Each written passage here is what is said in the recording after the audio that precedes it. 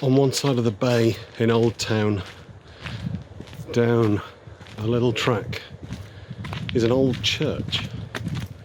And in that church is a memorial grave to the victims of the tragedy of the SS Schiller.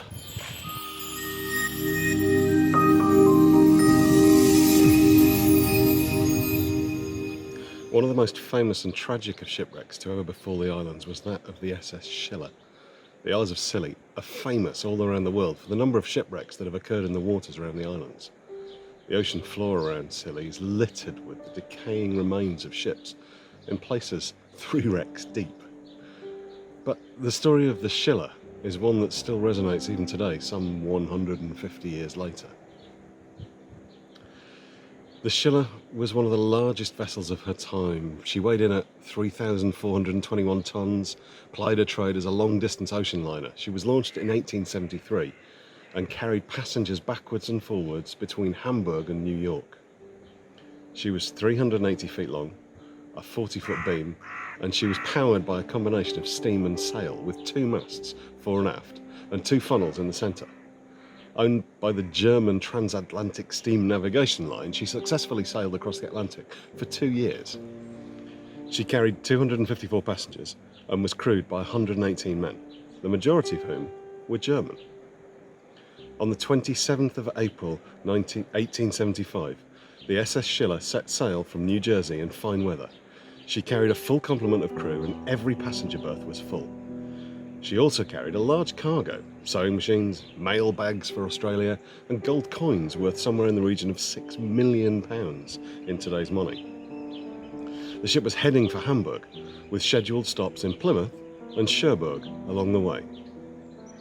After several days sailing in pleasant conditions, the weather began to change. By May the 4th, fog had become a major issue. Unbeknownst to anyone on board, she'd begun to drift off course. By the 7th of May, the fog had become so thick it was said that you couldn't see one mast from the other. But the seas had become much more turbulent, with large waves rocking the ship, making it even harder to navigate effectively. On the evening of the 7th, the captain, George Thomas, ordered the sails taken in and the engine cut to half speed. He knew he must be approaching Scilly and was understandably cautious. As night began to fall, the crew asked for volunteers to come on deck to help try and spot the Bishop's Rock lighthouse through the fog.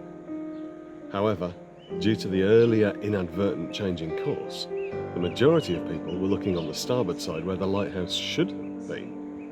In fact, the lighthouse was some distance to port. Rather than being in open water, as the captain and crew believed, the SS Schiller was steaming directly into the western rocks.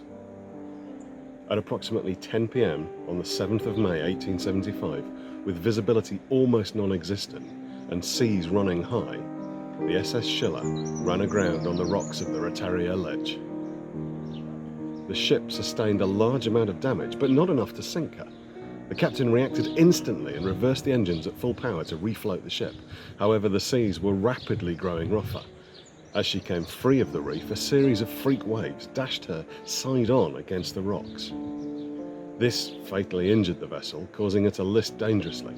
It also caused the majority of lanterns to be extinguished. More importantly, it destroyed all the lifeboats on one side of the ship.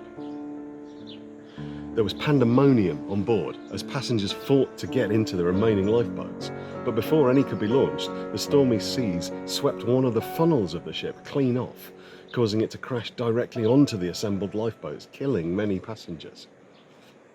3 boats managed to be launched. 1 sank immediately due to never having been effectively maintained. 2 made it away with 26 men and 1 woman on board.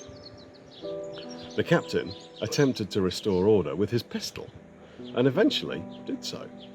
Fierce waves were constantly crashing over the deck, so the crew helped the women and children to the relative shelter of the deck house. This was an ill-fated attempt to keep them safe. The biggest wave yet ripped the roof clean from the deck house. In one brief moment, it swept all the passengers inside to their deaths in the sea.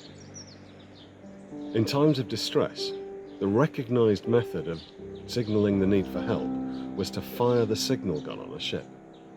But ships passing through the waters around Scilly had taken to firing their guns to mark a successful navigation of the dangerous waters. Due to this, no help was sent. The broken hulk continued to be battered by the sea through the night. One by one, the surviving members of the passengers and crew were swept away.